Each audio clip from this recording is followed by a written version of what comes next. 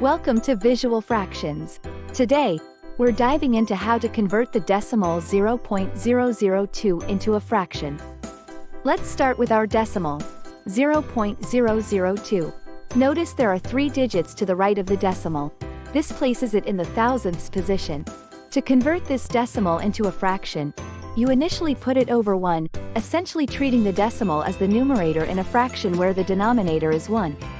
This sets up the conversion process where we multiply both the numerator, the decimal, and the denominator, 1, by 1000 because there are 3 decimal places.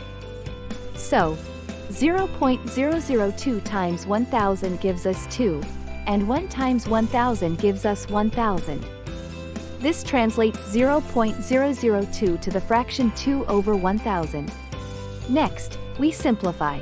Both the numerator and the denominator in 2 1,000ths can be divided by 2, the greatest common divisor. Divide 2 by 2 to get 1, and divide 1000 by 2 to get 500.